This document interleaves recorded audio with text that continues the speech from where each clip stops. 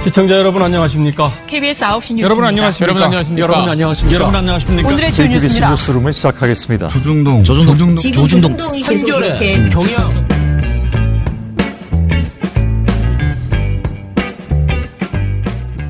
민원연의 미디어 탈곡기 749화를 시작하겠습니다. 예, 안녕하세요. 저는 언론 권력을 감시하는 시민단체 민주언론시민연합에서 사무처장으로 일하고 있는 김원경입니다. 네, 종편 모니터 담당 활동가 임동준입니다. 임정일입니다. 예, 오늘 또 저희 금요일인데 오늘 제 방송을 금토일 다 녹음해야 되는 지금 압박 방송의 시간이 돌아왔습니다. 제가 월요일에 왕창 원래 녹음해놓고. 평소에 녹음을 좀 해놨어야지 되는데 그동안 저희가 사무처 워크숍을 하겠다면서 이게 확실히 사람이 많아지니까 사실 예전에는 활동가 4-5명일 때는 아침부터 저녁까지 하면 딱 끝났거든요. 그래서 막 뭐 싸우기도 하고 막 그래도 다 해결이 됐는데 지금 확실히 사람이 많아지니까 지금 보니까 거의 이틀은 잡아야지 될 것 같다. 고스란히 이틀을 잡아야 결론은 이틀도 모자라서 이틀로는 말만 하고 토론이 전혀 안 된 거야 지금. 모자라서 그래서 또 다시 해야겠다. 나를 잡아야 될 것 같다. 뭔가를 또 해야 됩니다. 그런 생각이 들었습니다. 자, 그러면은 오늘은 미디어 스크랩부터 해볼 텐데요. 혐오 표현 실천선언, 그러니까 혐오 표현 반대 미디어 실천선언을 어제 했거든요. 아, 제가 어제 이걸 보면서 눈물이 나려고 해서 제가 요즘 좀 늙어가면서 이 갱년기장애 때문에 자꾸 눈물이 자주 나는데 뭐 이렇게 보면 너무 울컥하거든요. 혐오 표현 반대 미디어 실천선언. 최근 우리 사회에는 여성, 장애인, 성소수자, 이주민 등 사회적 소수자에 대한 혐오부터 5.18 민주화 운동 왜곡과 일본군 성노예 피해자에 대한 모욕까지 혐오 표현이 더욱 심각해지고 있습니다. 미디어는 시민의 인권의식을 높여 건강한 사회를 만드는 데 앞장서야 할 책임이 있습니다. 그런데 미디어가 혐오 표현을 복제하고 확산시키는 매개체가 되어 사회의 분열과 대립을 증폭시킨다는 우려도 있습니다. 2016년 강남역 여성 혐오 살인 사건에서 언론은 조현병 때문이라는 수사기관의 발표를 그대로 받았었는데 그쳤습니다. 최근 들어 정치인과 종교인들의 혐오 표현이 부쩍 늘었지만 미디어는 적절히 대응하지 못하고 있습니다. 많은 미디어 종사자들이 혐오 표현에 대한 우려와 자성의 목소리를 내고 있지만 아직 유효한 실천으로 이어지지 못하고 있는 실정입니다. 이에 우리 미디어 종사자들은 막중한 저널리즘의 책임과 윤리의식 아래 모든 혐오 표현, 나아가 어떠한 증오와 폭력의 선동에도 반대한다는 명확한 원칙을 밝히고 다음과 같은 내용을 실천할 것을 선언합니다. 근데 어제는 그런 남의 일 때문에 우는 게 아니고 뭐 영화를 보거나 이래서 그런 게 아니고 이 내가 고생이라기보다 내가 너무 보람이 있어서 울컥하는 그런 기분이 들었어요. 자, 내용은 뭐냐면은요. 애초에 이제 국가인권위원회에 혐오 표현 대응 기획팀인가 이런 특별 그 기획단이 생겼어요. 그게 재작년에 생겼는데요. 혐오 표현이 너무 지금 극심해지니까 인권위 내에 다른 부서 아니고 특별 기획단으로 해서 팀을 하나 짜서 혐오 표현을 어떻게 대응할 것인가 그거를 이제 공부하고 그래서 혐오 표현 리포트라는 것도 만들고 뭐 여러 가지 것들이 나왔거든요. 그 중에 작년에는 교육감들 왜냐하면 혐오 표현을 학교에서 하는 게 제일 나쁘대요. 그래서 그리고 선생님들이 혐오 표현을 하면 그게 또 아이들한테 엄청난 피해로 가기 때문에 그렇죠. 그래서 교육감들 중심으로 실천선언 같은 걸 한번 했어요. 그래서 이제 우리는 학교에서 적극적으로 혐오 표현에 대응하겠습니다. 선생님들이 혐오 표현하는 거 그리고 아이들이 혐오 표현하는 거 적극적으로 교육하겠습니다. 이런 식의 그런 4대 교육감, 그러니까 진보 교육감들이 선언을 했거든요. 그런데 그걸 이끌어내고 그다음에 혐오 표현 리포트도 만들고 그랬는데 작년에 저와 같이 제가 예전에 인권위 비정규직으로 있었던 인연이 있기 때문에 제 정말 이런 거 있으면 항상 먼저 전화가 오거든요. 그러니까 어떻게 했으면 좋을까 아이디어를 나누는. 근데 제가 지금 하필 민원연의 사무처장이 있기 때문에 조금 더 적극적으로 일을 해줄 수 있을 것 같더라고요. 전보다는. 그래서 좀 조직화를 열심히 했고요. 그래서 너무 조직화를 잘했어요. 한국기자협회, 한국방송기자협회, 그 다음에 한국피디연합회, 한국인터넷기자협회, 그리고 한국아나운서연합회, 한국방송작가협회, 그리고 전국언론노동조합, 그리고 인플루언서 경제산업협회라는 곳이 들어왔습니다. 뭐죠? 이건 이제 인플루언서 모르나? 인플루언서? 아, 뭐 유튜버 뭐 예, 이런 그런 사람들. 분들이래요. 사실 저 잘 몰라요. 저도 잘 몰라요. 제가 그분들이 뭔데 그랬더니 이게 이제 우리가 유튜브에 있는 분들을 많이 협력을 요청하려면 이런 분들이 같이 하는 게 좋다라고 아이디어를 누가 주셔가지고요. 또 연락을 드렸는데 저희 초안을 공유한 거예요. 초안을 그러니까 같이 선언을 하자라는 거잖아요. 네, 그렇죠. 근데 선언을 동의를 해주셔가지고 같이 참여하게 됐습니다. 그리고 민원연 그리고 국가인권위원회 이렇게 여러 단체가 같이 단체라기보다는 여러 기관과 국가인권위원회가 함께 모여서 혐오 표현 반대 미디어 실천 선언을 했습니다. 초안은 제가 썼지만 너무 많은 사람들이 말을 고쳐주거나 아이디어를 내주셔서 그리고 뭐 성적 소수자는 꼭 들어가야 돼, 뭐는 꼭 들어가야 돼 이런 식으로 자기가 중요하게 생각하는 내용들을 방점을 많이 찍어주셔서 훨씬 풍부해지는 그런 그 일이 있었어요. 그래서 제가 이번 일을 하면서 인권위에서도 그렇고 우리들 스스로도 굉장히 고무적이었어요. 그러니까 협회장들이 다 같이 모여서 그런 것들을 이렇게 찾고 동의해주는 이런 과정. 그래서 좀 뭐라 그럴까요? 서로 스킨십들을 많이 하면서 가서 자기 단체에 가서 그러니까 방송기자협회, 기자협회에 가서 이거를 그냥 선언만 하고 뭐 협회장만 와가지고 선언하고 끝나는 게 아니고 실천할 수 있는 그런 방안을 좀 더 모색하고 각 단체별 어떤 뭐 가이드라인이나 윤리강령 이런 거에 이런 것을 잘 반영해서 집어넣고 예를 들면 방송사들에게도 이걸 압박하고 이런 식의 일들을 좀 해보자 그렇게 얘기를 했어요. 그래서 정말 한마디로 말하면 첫 수업을 뜬 거예요. 선언만 한 거지. 그럼 이제 선언을 한 이후에는 무엇을 할 것인가는 올해부터 계속 단계별로 그렇게 밟아 나가야지 될 것 같고요. 어찌됐든 이 내용에 대해서 이견을 갖는 분이 없이 잘 마무리가 되어서 굉장히 기쁘고 좀 더 많은 단체가 2차, 3차로 결합해서 함께 이 선언에 나서고 같이 동참해 줬으면 좋겠다라는 생각입니다. 그러니까 보다 많은 사람이 이거에 실천할 수 있게 우리가 문화로 얘기하는 수밖에 없다라는 생각인 것이고요. 일단은 제가 좀 그냥 하나만 그것만 읽어드리면 1. 우리는 평소 혐오 표현의 개념과 맥락, 해악을 충분히 인식하고 하나, 우리는 평소 혐오 표현의 개념과 맥락, 해악을 충분히 인식하고 다양한 사회 현상과 발언 등에 혐오 표현이 있는지 주의 깊게 살펴보고 전담하겠습니다. 둘, 우리는 가부장제, 레드 컴플렉스, 지역주의와 가치, 통치 수단으로 이용되어 온 관념들을 당연한 사회 윤리로 포장하거나 미덕으로 치부하지 않겠습니다. 셋, 우리는 성소수자, 이주민, 난민, 북한 이탈 주민 등 사회적 소수자를 열등한 존재로 규정하고 편견을 확산시키거나 이들이 사회적 위험을 야기할 것이라는 공포를 붙이며 그들을 사회에서 배제하는 혐오 표현에 적극적으로 대응하겠습니다. 네, 우리는 주요 정치인, 고위공무원, 종교 지도자 등 사회적 영향력이 큰 사람이 하는 혐오 표현은 더욱 엄격하게 비판적으로 바라보겠습니다.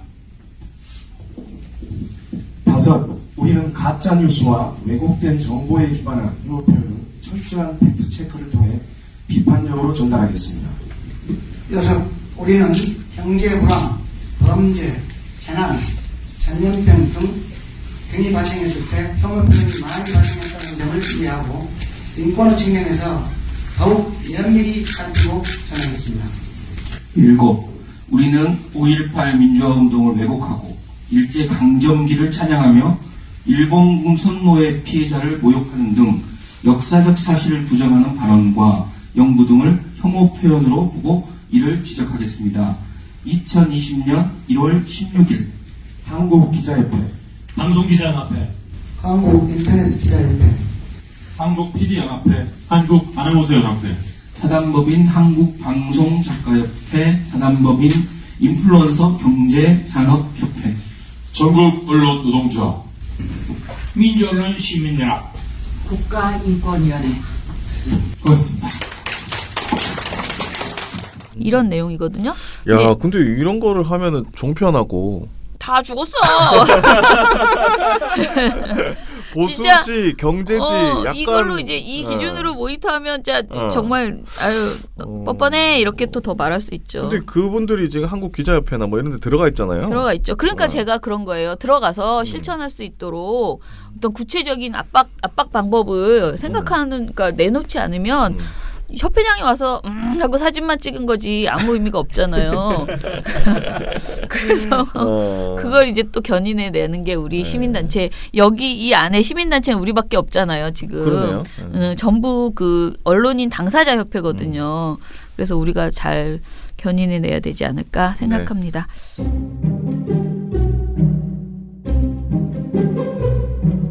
시작할까요?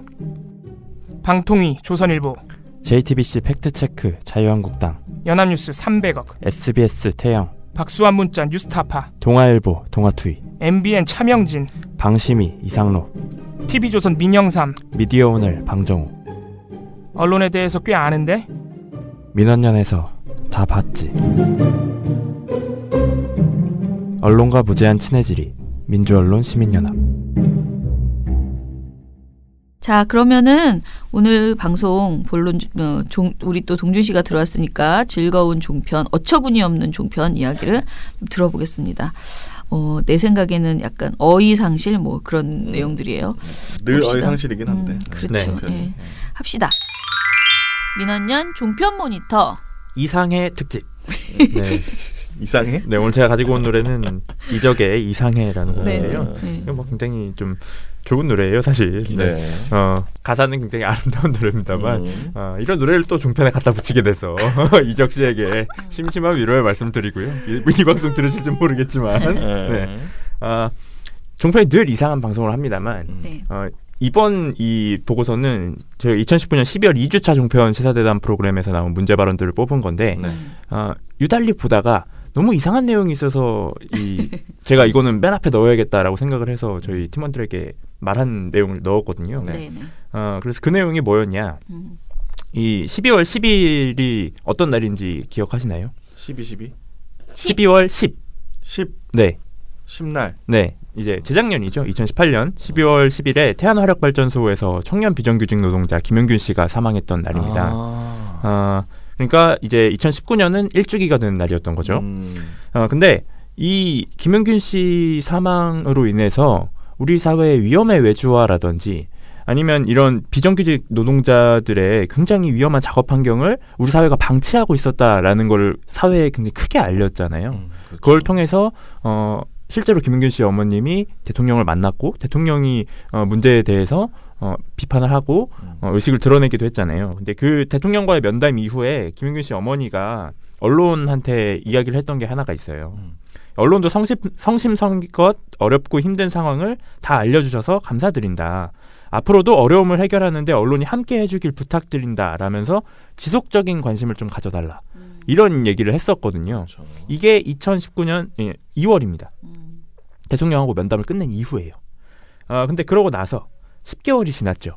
1주기가 됐잖아요. 그러면 정상적인 언론이면 아실지 모르겠지만 김용균법이라고 불리는 사단법 개정안이 굉장히 많은 과정을 거치면서 지금 김용균이 해당되지 않는 김용균법으로 변한 상태예요. 그래서 지금 이 김용균 씨 어머니 김미숙 씨도 그 내용을 지금 고쳐야 된다 법에서 그런 운동을 지금 하고 있거든요. 굉장히 어려운 상황이 된 거죠. 이 말했다시피 언론이 지속적으로 관심을 가지면서 바꿔야 될 상황이 된 거예요. 그러면 우리 종편은 언론으로서 해야 될 일을 했느냐. 이게 궁금해져서 제가 10일날 방송이 끝나고 나서 이제 저희 팀원들한테 한번 물어봤어요. 김용균 씨 1주기가 얼마나 나왔냐?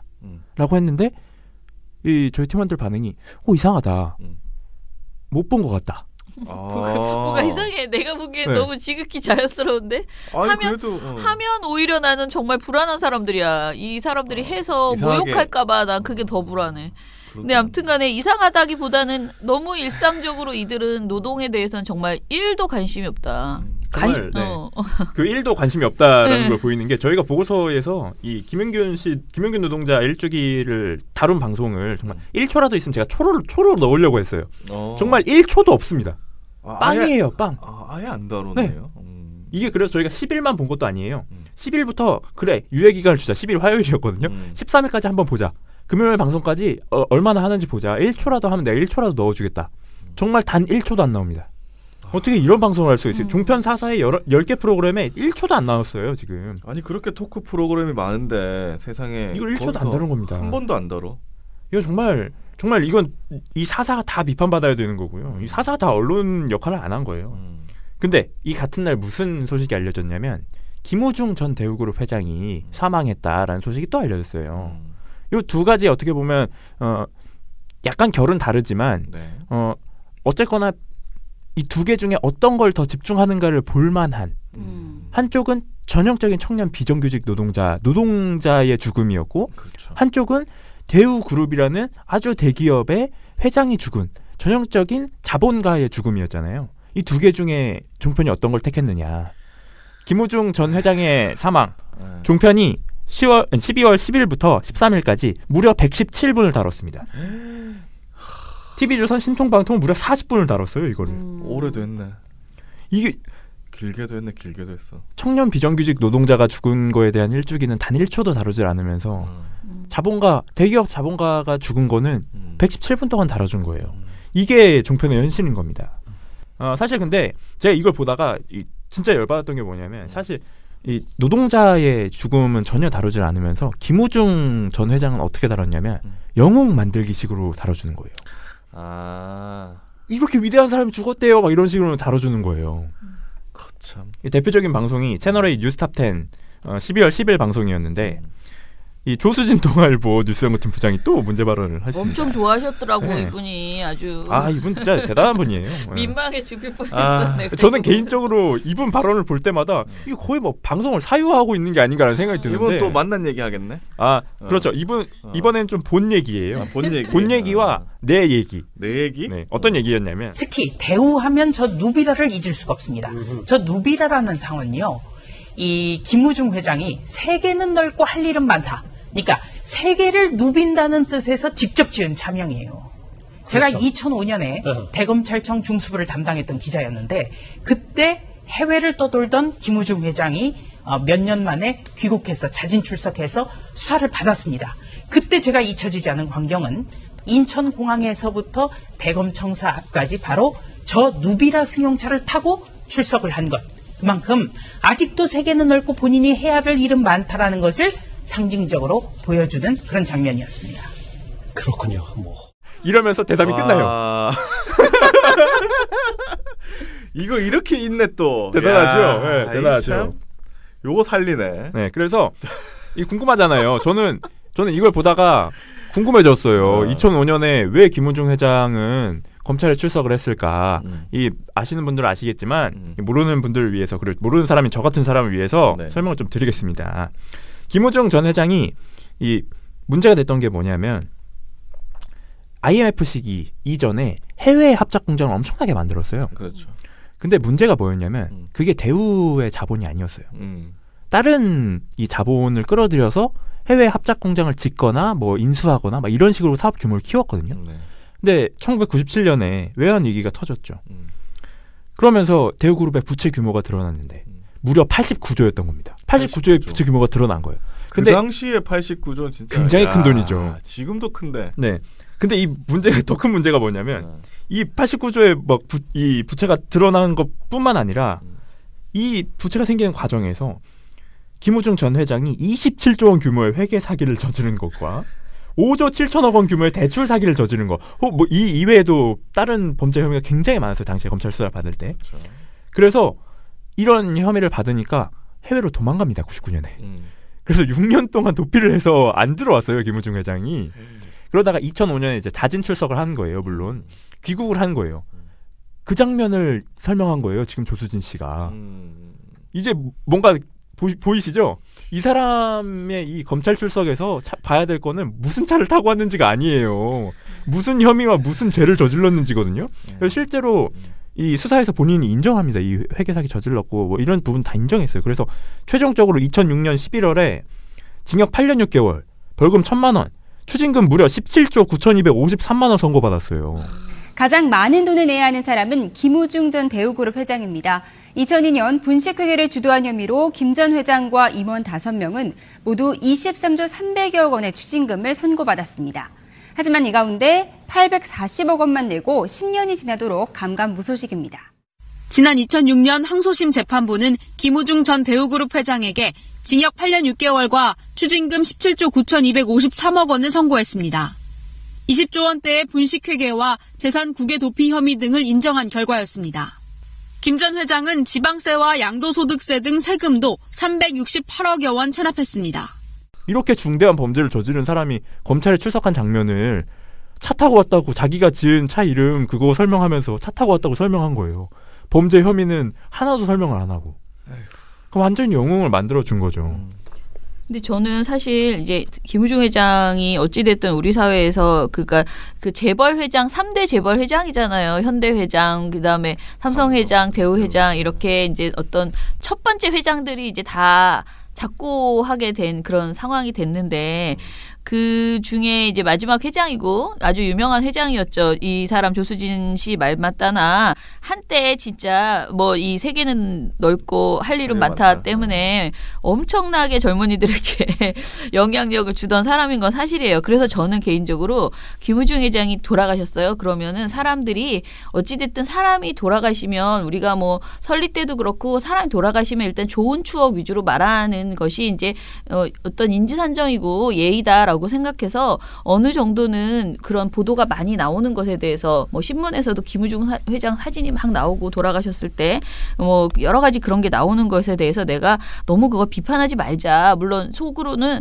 아니 지금 김용균 씨랑 이런 뭐 여러 가지 노동 문제 이렇게 많은데 그건 보도 안 하다가 뭐 이렇게 갑자기 뭐 그동안 그리고 자기네들도 무관심해 놓고 갑자기 돌아가셨다고 영웅을 막 만들고 있어요. 언론에서. 그렇죠. 네. 근데 그거에 대해서 그래도 좀 한 눈으로 이렇게 한 귀로 보고 한 귀로 흘리자 이렇게 생각했는데 이 조수진 씨 말은 너무 유치해. 그래서 아니 좀 찬양을 하려면 똑바로 하던가 무슨 엉뚱한 소리를 하면서 진짜 그 종편의 수준을 그냥 보여주는. 그렇죠. 그러니까 만약에 김우중 씨를 하려면 김우중의 인생을 얘기를 하면서 이런 부분에는 긍정적이 있었지만 어쩌고 저쩌고해서 이렇게 돼서 아쉬움이 있다 이렇게 말을 해야 그게 살아 돌아가신 분을 추모하는 제대로 된 말이거든. 그렇죠. 근데 이게 그런 내용이 하나도 없고 그러니까 김우중 회장을 미화한 것도 아니야. 내가 보기엔 요상하게 말한 거야. 그냥. 그래서 그래서 제가 이거를 제가 막 이게 정말 괜찮은 내용인데 그냥 김우중 미화. 그랬으면 그래 뭐 사람 돌아가셨는데 하루 정도 미화하면 어때? 그리고 그냥 추모 그렇게 하자라고 할 텐데 이건 너무 아닌 것 같아. 그래서 이상한 내용이 나온 거예요. 네. 이상하긴 하네. 예. 괜히 오늘 제목이 이상해가 그러니까 아닙니다. 이상하게 나온 거예요. 그죠? 자, 네. 또 다른 이야기 뭐가 이상합니까? 네. 두 번째 이상한 거는 이 전 국회의원 출신인데 선거법을 잘 모르는 이상한 전 국회의원이 나온 겁니다. 어디였느냐? 채널A 김진애 돌직구쇼에 출연한 김희정 전 국회의원인데요. 김희정 전 국회의원이 문제 삼은 게 뭐냐면 이분 좀 위험하던데. 우리 이분 요즘 너무 인기가 많아. 우리 방송 진짜 위험해요 이분. 네, 추가로 뭐 소식을 몇 개 알려드리면 이분이 이제 채널A 돌직구쇼에 그만 나오기로 하셨습니다. 그러니까. 네, 김병민 씨도 그만 나오기로 하셨고요. 그래요? 네, 문제 발언을 일으켰었던 박정아 전 청와대 대변인도 그만 나오기로 했습니다. 그러니까 출마의 의사인지는 모르겠으나 어쨌거나 김진애 돌직구쇼에서 하차한다라는 입장을 밝혔다고 합니다. 위험하기도 해. 그분들이. 네, 맞습니다. 이분 굉장히 위험. 저희 보고서에 엄청나게 나오시는 분들이에요. 네. 근데 이날 김희정 전 국회의원이 문제 삼은 게 뭐였냐면 이 송철호 당시 변호사와 김은경 환경부 장관이 지방선거 한 7개월 정도 전에 지역 행사에서 한번 만난 적이 있어요. 근데 그걸 가지고 선거법 위반이다라는 이야기를 펼친 겁니다. 근데 저는 더 놀라운 건 뭐냐면 사실 현장 방문 가거나 하면 예를 들어서 제가 뭐 소속이 옛날에 새누리당이라고 하면 빨간 잠바 입고 가서 거기 유력한 정치인 같이 빨간 잠바 입고 나와서 만나면 그거 선거법 위반이죠. 누가 봐도. 그런데 김은경 장관이 저기 같은 파란색 잠바를 입고 만나서는 안 되는 사람을 그 자리에서 같이 만나고 있습니다. 송철호. 네, 그렇습니다. 둘 다 아까 파란 잠바 입고 나타났잖아요. 보통은 저렇게 현장 잠바 가면 자기 잠바를 입거나 공식적으로는 민방위 잠바 입고 갑니다. 무슨 얘기를 하는 거냐면 그래서 뒤에 이런 얘기를 합니다. 파란 점퍼 입고 갔다는 게 일단 문제인 거예요. 그 뒤에. 좀 촌스럽긴 합니다. 네, 그래서 간 것도 문제가 되고 이거는 사적으로 놀러 간 건지 사적으로 간 게 아니라면 왜 지방정부를 제끼고 갔는지 지방정부를 제끼고 가서도 문제인데 가서 만나서는 안 될 사람을 거기 뭐 만난 거부터 해가지고 여러 가지 그래서 여러 가지가 문제라는 거예요. 막 이런 식으로 얘기한 겁니다. 아니 근데 그냥 만난 것만 해도 선거법 위반이 되나요? 네. 그게 말이 그래서 되나? 궁금하시죠? 그 내용도 저희가 보고서에 앞에 담았는데 요 만난 걸 왜 만나느냐. 김은경이 환경부 장관이 당시 환경부 장관이 전국 협의회하고 울산 협의회가 주최 주관한 그리고 환경부하고 울산시가 후원하는 제19회 지속 가능 발전 전국 대회에 참석했습니다. 요 대회에 참석을 해서 정부를 막 제끼고 갔다 그러는데 뭐 그게 아니에요. 당시에도 당시 이 시장이었던 김기현 시장 있잖아요. 김기현 시장하고 축사도 하고 뭐 이런 걸 다 했어요. 행사를 다 하고 그럼 송철호 변호사를 왜 만났느냐. 이 당시에 울산 지역에 맑은물 암각화 대책 울산 시민운동본부라는 이 암각화 문제를 다루는 조직이 있었어요. 근데 이 조직에 송철호 변호사가 상임 고문이었습니다. 그러니까 그 조직의 대표격이었던 거죠. 그 조직의 대표 인사가 이 조직에서 환경부 장관한테 만남을 요청했어요. 암각화 문제에 대해서 장관이 직접 와서 보고 얘기를 좀 나눴으면 좋겠다 현장에서 초청한 거예요. 환경부 장관이 환경과 관련된 얘기잖아요. 얘기해야지. 이런 시민단체 성격의 조직이 얘기를 하니까 그래 그럼 가서 보자라고 해서 간 겁니다. 그렇게 하면 장관이 잘하는 일이죠. 사실. 네, 가서 만나서 그래서 그 단체의 대표격이었던 송철호 변호사랑 김은경 장관이랑 만나서 암각화 현장에서 그 사안을 얘기한 거예요. 이제 아무런 문제가 없다라는 게 보이시죠? 그래서 당시에 경상일보 이 지역 신문이죠. 경상일보에서도 이 내용을 보도했어요. 이게 언제적 얘기냐면 지방선거 기억하시겠지만 2018년 6월에 있었잖아요. 6월 13일에 있었잖아요. 근데 이 만남은 2017년 10월 26일에 있었습니다. 7개월 전이에요. 근데 이 김희정 씨의 주장은 선거 7개월 전에 유력 후보 7개월 전에 어떻게 유력 후보가 있는지 모르겠지만 유력 후보하고 장관하고 만나서 같은 색깔 옷을 입었다. 그러니까 선거법 위반이다라고 얘기를 하는 거예요. 지금 선거 몇 개월 전이죠? 한 2, 3개월 네. 전인가요? 뭐 4월이니까 이제 한 3개월 정도 남았다고 봐야죠. 지금도 유력 후보가 없습니다. 네. 이 황당하죠. 이 황당한 주장을 조금 더 객관적으로 말씀을 드리면 우리나라엔 공직선거법이 있잖아요. 공직선거법 누가 가장 잘 알아야 됩니까? 국회의원. 그렇죠. 이런 분들 가장 잘 아셔야 되잖아요. 국회의원은 법을 만들고 바꾸시는 분들인데. 근데 늘 몰랐다고 하시더라고요. 네. 이분들. 전 국회의원이시니까 이 공직선거법을 잘 아실 거라고 생각하는데 저는 모르시는 것 같아서 제가 하나만 말씀드리겠습니다. 58조 1항에 이런 내용이 있어요. 선거운동을 공직선거법에서는 당선되거나 되게 하거나 되지 못하게 하기 위한 행위라고 규정하고 있습니다. 이게 뭐냐면 흔히 말하는 당락에 영향을 끼치는 행동이 선거운동이다라는 거예요. 그래서 저 사람을 물론 뭐 만들게 하거나 되게 하거나 저 사람이 국회의원 혹은 뭐 시장이 되게 하거나 혹은 떨어지게 하거나 이런 명백한 의도를 가진 행동들을 선거운동이라고 보고 있는 거예요. 그래서 이 시기에 단순히 똑같은 색깔 옷 입었다는 게 아니라 가서 이 송철호 변호사님 울산 시장 되셔야겠네요. 될 분이시네요. 막 이렇게 말을 했다거나 그런 걸 들고 오셔야지 선거법 위반이 되는 겁니다. 이 국회의원까지 하신 분이 법을 이렇게 모르시면 어떡합니까? 이상한 전 국회의원이에요. 그 색깔로 그렇게 치면은 유현진 선수는 지금 이미 선거법을 위반한 거죠? 그럼요. 왜? 파란색 옷을 그렇게 입었잖아요. 1년 내내. 그리고 캐나다에서 돌아올 때 그 새 팀을 찾았어요. 그 토론토에서 돌아올 때 팀에서 파란 색깔 그 구스 다운 점퍼를 선물해줬어요. 그래가지고 귀국대 인터뷰 때 파란색 점퍼를 이제 실제 그분의 정치적인 지향이 몰라요. 민주당인 건 아니고. 근데 이 얘기가 이런 비슷한 얘기가 사실 기억하실지 모르겠는데 저희가 선거할 때도 나왔거든요. 당시에는 뭐가 문제였냐면 유재석 씨 있잖아요. 방송인 유재석 씨가 생각나. 네, 기억나시죠? 파란색 모자 쓰고 갔다고. 그 얘기 한번 했었어요. 이거 옛날에 했던 얘기입니다. 내 빨간색 점퍼 이제 입고 다니면 안 되겠네. 네, 그럼요. 큰일 났네. 큰일 납니다. 나 파란색 점퍼가 없어요. 사전 선거 운동이에요, 다. 조심하셔야 됩니다, 여러분. 네. 나 이거 하나 살까봐. 노란색, 파란색 이런 거 일부러 막 사가지고 입고 다녀야겠어. 아, 내 빨간 점퍼는 말 좀 어떡하지? 나게. 동준 씨 빨간 머그컵이야. 수상해. 오늘 또 파란색 머그컵 안 가지고 오셨네요. 하필 또 흰색을 가지고 오셨네요. 아, 참. 아, 너무 웃긴다. 뭐 하나만 더 하죠? 네, 맞습니다. 네. 이 맨 뒤에 있는 이제 8번 네. 할 건데요. 네, 다음 이상한 출연자. 다음 사실 정말 세상 참 종편에는 이상한 출연자가 많죠. 근데 이분은 이상한 경력이 있으시죠. 어떤 경력이냐? 종편에서 퇴출되신 경력이 있으신 분입니다. 많이 기억하시겠지만 민영삼 씨인데요. 이분 또 나왔어요? 네. 민영삼 씨가 원래는 민주평화당의 최고위원이었잖아요. 그쵸. 근데 그 민주평화당이 갈라지면서 나오신 것 같은데 최근에는 사회통합전략연구원 원장으로 나옵니다. 연구원은 네. 잘 차리셔 다들. 네, 연구소와 연구원은 정말 많은 것 같습니다. 이 연구원의 원장이신 민영삼 씨가 뭘 문제 삼았냐면 황운하 전 경찰청장이시죠.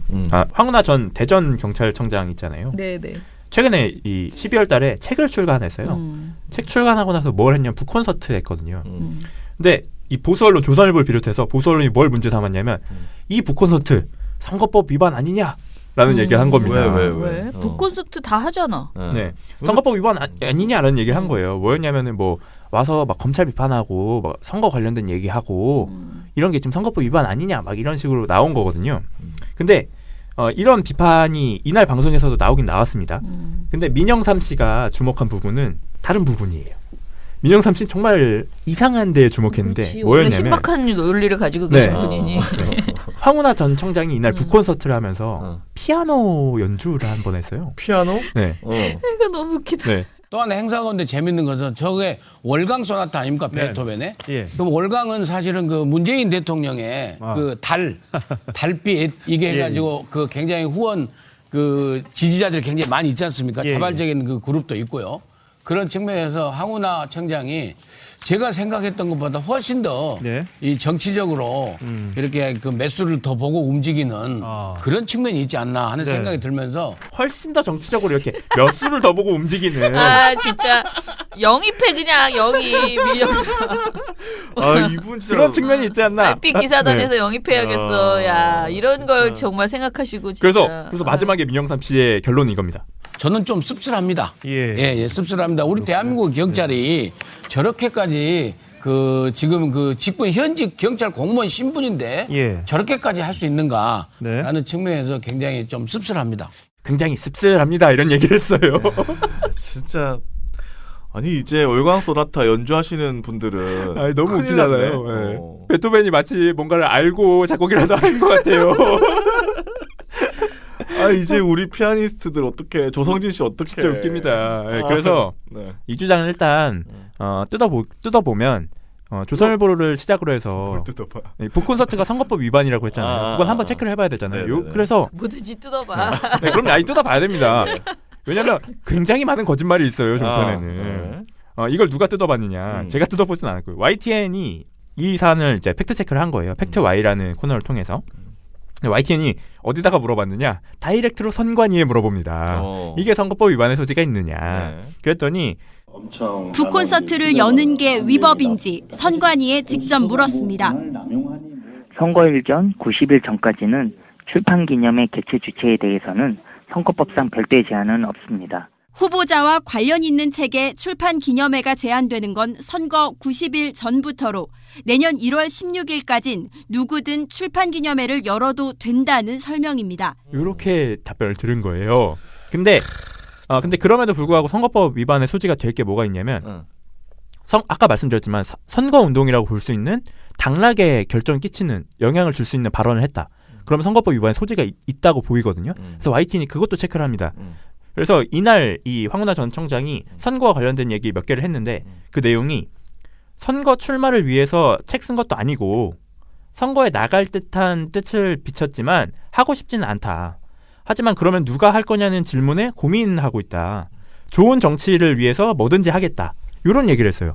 당락과는 전혀 영향이 없는 아무 연관이 없는 얘기를 하는 거예요. 그래서 나갈지 말지 고민이다 이 말인데. 네, 맞아요. 그래서 결과적으로 뭐 당선이나 낙선의 의도가 있는 발언이 아니라서 공직선거법상의 위법 요소가 없다라는 겁니다.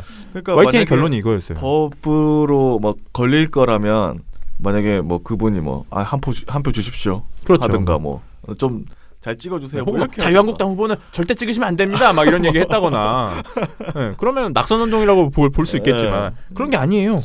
황당하잖아요. 그리고 이 민영삼 씨 주장이 저는 더 황당했는데, 그러니까 사실 이 민영삼 씨 주장이 요약을 하자면 월광, 달빛, 다른 영어로 문. 그러니까 문재인이다 이런 주장이잖아요. 근데 이런 주장 잘 생각해 보시면 우리가 어렸을 때부터 자주 불렀던 동요에 있습니다. 뭐 이런 거죠.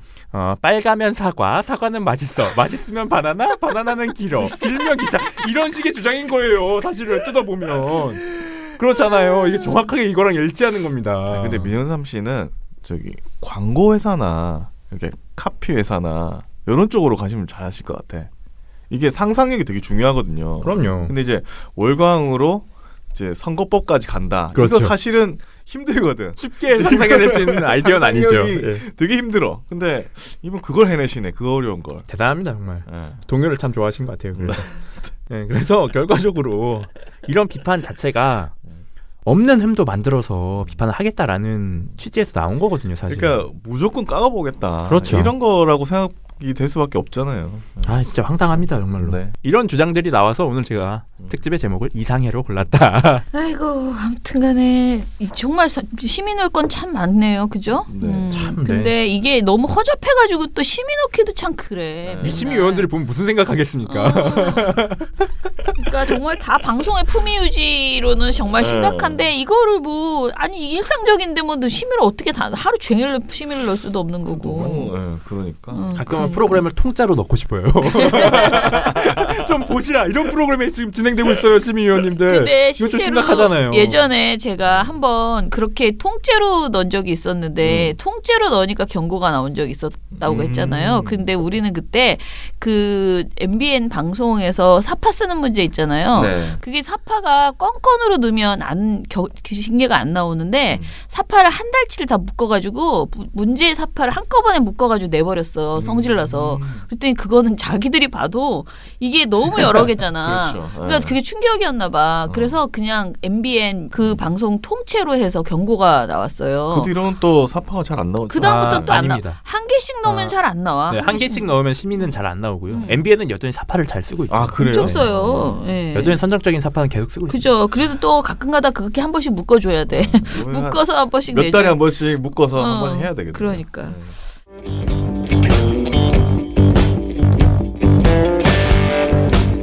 스마트폰 보다가 태연하게 가입했다.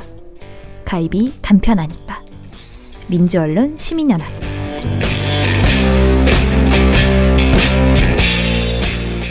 흑토마님께서 2,000원을 후원해 주셨습니다. KBS 그 인터뷰 참사편에 해주셨습니다. 감사합니다. 미련곰탱님께서 화요일에서 수요일 방송 잘 들었습니다. 화요일 방송은 KBS가 반성해야 될 듯 싶네요. 아직도 KBS는 반성이 없던데 언제쯤 반성할까요? 어찌 보면 그들이 말하는 외교 참사를 KBS가 한 꼴이 아닌가 싶네요. 수요일 방송은 저도 대학교에서 비록 조교지만 계약직으로 일했을 때가 있어서 그런지 마음이 아프더군요. 그런데 그걸 언론은 어쩜 저렇게 왜곡을 하는 건지 참 마음이 아픕니다. 자, 근데 제가 이제 사실은 그 보고서를 이제 쓸까 말까 고민을 하다가 그거 있잖아요. 강사법. 네. 하도 또 강사 당사자들이 찬반 논란이 거세다고 그랬잖아요. 네네. 그래갖고 어떻게 써도 욕을 먹는 거야. 가만히 있으면 욕을 안 먹어. 근데 어떻게 써도 너희들은 민원연 니네가 뭘 한다고 강사법을 찬성하냐, 뭘 한다고 강사법을 반대하냐, 막 이러면서 누군가가 항상 항의를 하시거든요. 네. 그 제가 말한 그 한예종 그 강사 한 분 돌아가셨다고 너무 언론들이 정말 까부니까 진짜 꼴배기 싫게 구니까 이제 못 참겠다 하나 쓰자 이렇게 해가지고 이제 제가 그 제이 씨한테 부탁을 해서 왜냐면 제이 씨가 전에도 그 주제를 한번 했었고 강사법을 그래서 이제 그 보고서를 쓴 건데 저희 정책위원회에서는 최근 보고서 중에 그게 제일 좋았다는 거예요. 근데 그 이유가 그런 식으로 좀 길게 아이템을 잡고 한 주제를 깊이 있게 파는 그런 보고서가 그리고 본인들이 강사가 많잖아. 그런 어떤 선생님들 그런 현실을 너무 잘 알잖아. 그러면서 굉장히 와닿았나 봐요. 그래서 칭찬을 좀 하시더라고요. 그래서 좀 불편해도 사실 그런 논란의 대상인 내용들을 하는 게 굉장히 힘들어요. 저는 항의 전화를 또 여러 번 받았어요. 그 강사법 관련해서. 그래서 좀 괴로웠는데 저희가 말하는 취지를 거듭 아셨으면 좋겠어요. 그러니까 찬반 논란이 도대체 뭔지 정확하게는 알려줘. 제발. 그냥 걔네들이 맨날 말하는 대학은 잘했는데 대학은 선인데 법이 문제다. 이것만 얘기할 게 아니고 그 말이었습니다. 근데 제가 보니까 이제 또 조회수를 제가 보면 또 잘 안 보세요. 안 듣고. 그거 어렵고 복잡해. 네, 강사법에 대해서 사람들이 좀 관심 좀 적으신 것 같아요. 맞아요. 그러니까 강사들만 힘들지 뭐. 그래서 저는 편집하면서는 되게 도움되고 이런 내용도 있구나 했는데 네. 또 일반 분들은 또 이게 좀 관심이 없는 분야가 아닌가. 그렇죠. 그래서 그 좀 대신에 안타까웠습니다. 해리스 대사 인터뷰 이런 거는 사실 또 많이 듣잖아요. 그쵸, 굉장히 반응이 좋으시죠. 자, 평화가 답이다님은 요즘 많은 기자들이 언론이라 할 수 없네요. 초등생들 수준의 받아쓰기를 하니 검사들 못지않은 개혁 대상입니다. 언론에도 성차별이 심하군요. 조중동을 보면 당연한 것일 수도. 민원연과 같은 시민의 감시자들이 생기니 바뀔 날 얼마 남지 않았다고 봅니다. 그래야 될 텐데 아주 멀었습니다. 네. 그런 생각이 안 듭니다. 네. 너무 뻔뻔해요. 제 채용 성차별 안 그래도 그거 좀 이따가 제가 특집으로 한번 하려고 하는데 이 언론계의 채용 성차별 심각합니다. 네. 노란색 메모지님. 저 신청했던 책 받았어요. 조선동아 대해부. 책장이 뒤죽박죽이라 인증샷은 나중에 올릴게요. 감사합니다. 감사합니다. 하셨습니다. 네. 그리고 또 노란색 메모지님께서 BBC 멋지다 하시면서 KBS를 또 비판해 주셨고. 네. 나 이거 너무 웃겼어요. 김한상님. 처장님, TV에서 뵈니 너무 반가워요. 5월 달에 볼 때보다 살이 더 찌신 것 같아요. 이런 팩폭을 하다니. 기레기들은 지들이 기레기라고 불리는 것을 알고 있냐, 알면서도 그 모양이냐, 이렇게 또 얘기를 하셨습니다. 진짜. 아유, 정말. 네. 알아요, 저도 살찐 거. 예, 투웨이브 박미정님께서 성한표 위원장님 방송 잘 들었다고. 하셨습니다. 네. 예, 재밌다. 유튜브로. 근데 저도 선생님 요거 보면 투어이브 박미정님이 흔들림이 없었다라는 말씀에 뭉클했다고 했잖아요. 저도 사실 선생님이 되게 솔직하신 편이잖아요. 네. 그날 얘기할 때 좀 민망할 정도로 뭐 언론인에 대한 뭐 생각이 있어서 언론인 한 거 아니다 막 이런 식으로 굉장히 툭툭 말하셨는데 흔들림이 없었다 그거는 굉장히 단호하게 얘기하셔가지고 깜짝 놀랐어요. 후회 없다 이렇게 얘기하셔서 그렇죠. 예 진짜 멋지다라고 생각했습니다. 선생님들이 지금 1인 시위 시작했으니까요. 앞으로 이제 오늘 이부영 선생님이 동아일보 앞에서 기자 1인 시위 하시거든요. 그래서 다들 돌아가면서 하실 테니까 좀 관심 있는 분들 응원 좀 해주시기 바랍니다. 네. 자, 댓글 또 볼게요. 유튜브에서 방주환님이 자신들이 살기 위해 현 정권을 공격하는 겁니다. 마지막 발악이라고 생각하시면 되는데 그 전에 종편의 종말을 봐야 합니다라고 하셨고요. 영우님께서는 믿고 거르는 채널 A 걱정하지 마세요. 민원연 응원 지지합니다 하셨습니다. 그리고 김자정님 조중동 문 없어지는 그날까지 지질방송 민원연 화이팅 하셨습니다. 왠지 민원연이 지질방송 내가 잘못 읽은 것 같습니다. 그리고 네. 하나 읽어주세요. 네, 최철호님께서 부디 일부 보수 지지자분들께서는 지질 방송의 홍수 속에서 속히 벗어나시길 간절히 비나이다. 품위 있는 방송 민원연과 함께하고 있는 제가 참 행복한 사람이란 걸 느꼈습니다. 오늘도 감사합니다 하고 남겨주셨고요. 감사합니다. 네, 그리고 제가 읽다가 좀 재미있었던 댓글 하나가 김은진님께서 남겨주신 건데요. 진짜 심각하더라고요. 채널A 정치데스크 이후에 하는 것도 심하던데 그 조수진인가 하는 여자는 확실하지도 않은 것을 확신범으로 몰아가는 거 너무 심각해요 라고 남겨주셨습니다. 이분 주특기인데 네. 조수진. 아니나 다를까 조수진 씨가 댓글에도 나오고 있다. 네. 사람들도 다 알고 있습니다. 그럼요. 네. 방심이면 모르는 것 같아. 참. 옥철수님은 방통위가 문제다. 법으로 처리하라 라고 했습니다. 이제 진짜 심의 뭐라 그러죠? 심의가 아니고 재승인 착수하기 시작한 것 같아요. 곧 공지가 올라올 것 같습니다. 재승인의 기간 뭐 이런 것들이. TV조선하고 채널A. 네. 예. 안 되도록 나는 1위 나서겠어. 또 앞에 가서 난리를 한번 쳐보겠어. 그런 생각입니다. 자, 그럼 오늘 이 정도로 하죠. 네. 오늘 방송 이 정도로 마무리하고요. 내일은 좀 저희 논평 나온 거 가지고 이야기하고요. 그리고 책 읽기 일요일 날 이어지겠습니다.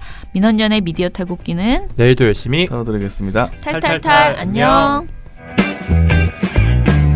네, 오늘 뉴스데스크 마치겠습니다. 청년에게 꿈과 희망을 채널 A가 함께합니다. KBS 9 뉴스 오늘 순서 모두 마치겠습니다. SBS는 앞으로도 내일 끝까지 뵙겠습니다. 파헤치겠습니다. 오늘 뉴스 8시 모두 뉴스 마치겠습니다. 시청해주셔서 고맙습니다. 뉴스판 여기서 마치겠습니다. 저희들은 내일도 최선을 다하겠습니다. 여러분 고맙습니다. 탈탈탈 안녕.